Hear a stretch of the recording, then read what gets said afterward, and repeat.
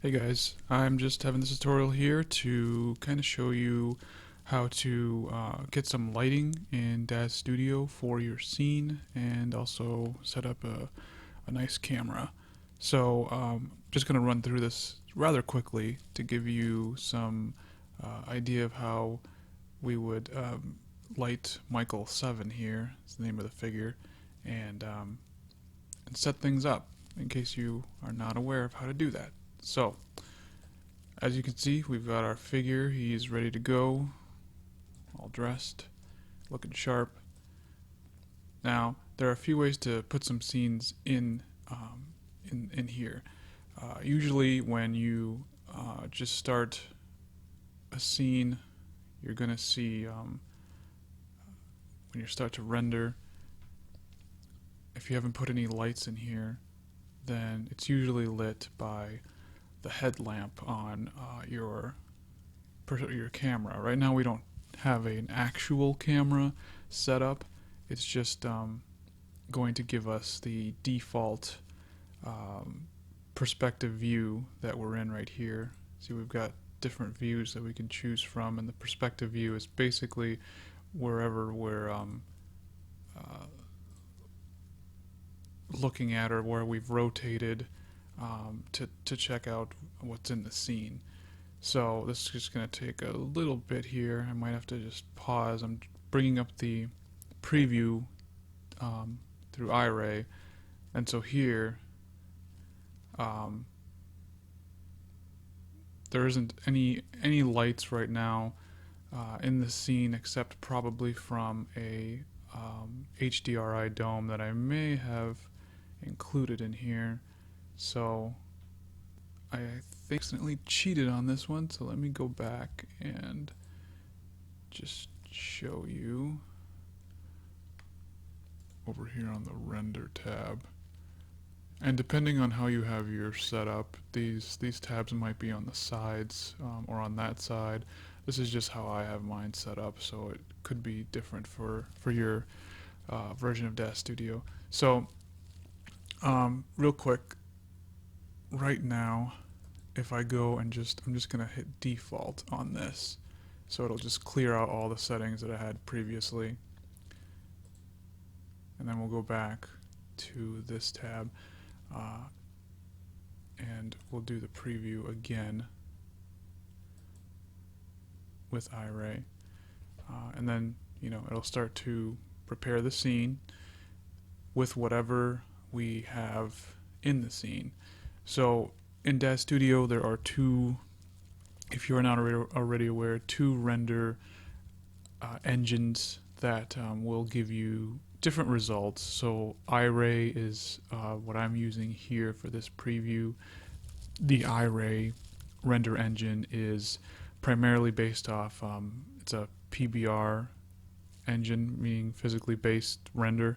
So it uses actual calculations that would be found in real life to get as much of a realistic result on our render, and with all the materials we've used and all that. Okay, so as this is loading up, you can see that there's some light in this scene.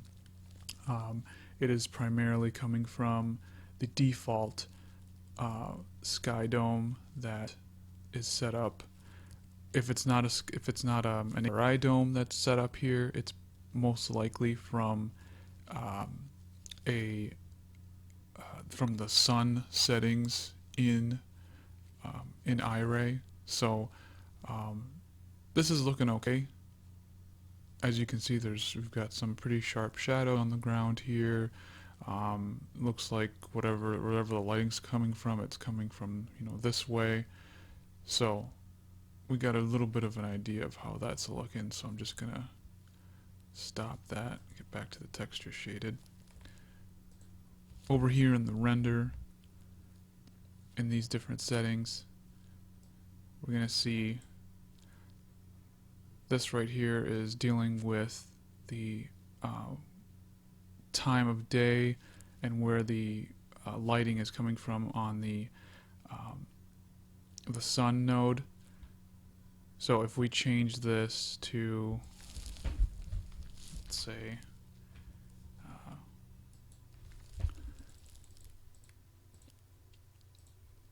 10 a.m., it's likely going to be a different result in our render. Let's open that up.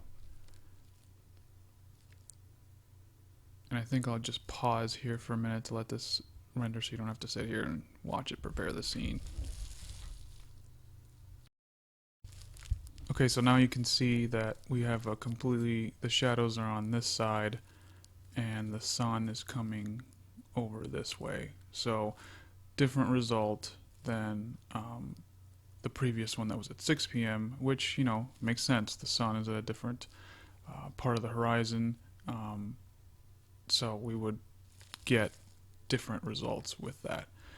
So primarily what I want to cover with regard to Iray renders, and not even just Iray, but I said there were two different render engines in DAZ Studio, and that is the Iray render engine if you want more physically based, realistic kind of renders, and there's also 3D Light, which I'll show you here. So up here we've got Iray as an engine that we've chosen for our render, but then there's also 3D Light.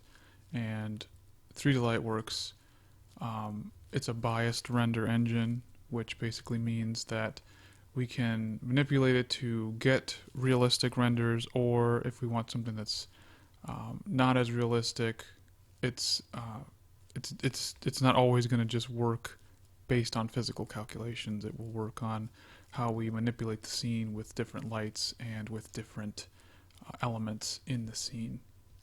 So I don't have a really great preview of. The nice thing about Iray is that you have a nice little preview right here that will show you what your scene's looking like, and it loads up pretty quickly. But with 3D Light, it's over here is what you would need to press to get the result, to kind of get an idea of how things are looking in your scene. So I'm just going to hit that right now and pause this for a sec while it does that. Okay, so this is our 3D Light render result. It's looking pretty bland. There isn't much. I mean, it just doesn't look good. I mean, his skin looks very pale. He just doesn't have any kind of nice highlights. It's not what I would call a great render. So, and that's primarily because with 3D Light we need, there isn't that sun node setting with 3D Light. It doesn't have the physical calculations going on, so we need actual lights in our scene to create the highlights we want and give our characters some just better texturing and just better look overall. So this is what we will get with 3D Light. It's a bunch different than what will be the result with Iray. So I'm going to click out of that. Now let's get to the meat of this tutorial, which is essentially just putting lights in the scene. And this is pretty easy to do. So there's a couple ways you can do this. You can, the best way that I would recommend for lighting a scene is, at least a starting point would be the three light setup. So you've got a key light, a fill light, and a backlight. And this is pretty, if you know anything about photography, it's pretty common practice to just create the nice shadowing and highlights that you need to light your scene so that it looks good once you've taken the picture. And essentially with DAZ, this is kind of the same concept. You know, are lighting a model and taking a picture, so to speak, which is your render, and your lights will help that picture to look good. So let's start off with some spotlights. So generally what I like to do is I like to have one kind of coming in at an angle this way. So you come up here to create and you will pick your spotlight. And here there are two options. You can either choose to apply default settings or apply active viewport transforms perspective view. I'm going to show you how what both of these look like. So apply default settings, accept. So here you'll see that we've lost any kind of the lighting on our figure, so he's kind of just a black silhouette, and that's because we've introduced a light into our scene. So as soon as we pull back this light, and that can be with any of these little arrows here, corresponding to which, the y-axis or the z-axis, you'll see that now he's lit up and we can see him. If you don't want to have that kind of a preview, what you can do is come up to lights and cameras and then hit this little light bulb, and now the scene is lit again if you don't want to see how the light is affecting your character. Because sometimes if you've got more than just a character here, and maybe you've got buildings or other stuff in the scene and it's all darkened out, you won't be able to see everything, and you need this little headlamp to guide you. But for now, I'll just keep it off so we can get an idea of how this goes. Okay, so I previously chose the default setting for the spotlight, and that will usually put it here at like the main area of where anything gets dropped when you add it to a scene. So then we have to move it where we want it. So initially I said we wanted it to be an angle up here and facing this way, and then we want it to come down on him like that. So that was a little bit tedious to have to move it around and get it exactly where you want it. And there's actually a different, easier way to do this. There's two ways. So if you did the default like I showed you just now, you could come up here and you'll see that now we have a spotlight option. So you can choose spotlight, and now you're actually controlling the spotlight. See how it lights them up? And you can use the cube to maneuver it around, and then use this to also go up, down, left. And that works pretty well, a lot better than having to keep hitting the arrows and moving it around. But what I'm going to show you is what I like to do. I just click on this and delete it. Is we'll go back here, we'll create a spotlight, and I'm going to hit apply active viewport, and the spotlight shows up wherever you're already facing. So generally, let me do this again. What I like to do is if I'm lighting a scene, I'll get to the view where I'd like that scene or that light to show up at. So right about here, go to create, new spotlight, apply active viewport, and we've got the lighting that we want. And now when I move this and zoom out a little bit here, you'll see there's our spotlight. So we've got that one set up. Now I'm going to click on Michael 7 here. If you hit this little icon here, it'll center your view to the subject. And then I'm going to come back, zoom out over here. I want to be on this angle. So with this spotlight, if you click on the spotlight and you go to parameters and down here into light, you'll see we've got some different settings, and these will be different depending on if you're using Iray and 3 to light. I won't get into all the specifics of that, but just for the simplicity's sake, here is your intensity of how bright you want this light to be. So when we're doing we're doing a key light, we want the key light to be generally lower than the fill light. The fill light is basically filling in all of the light in the scene, and the key light is just highlighting the dark side. Because whenever you've got, as you can see here, we've got light that's coming on him from that side, and then there's a shadow side because we need a light over here.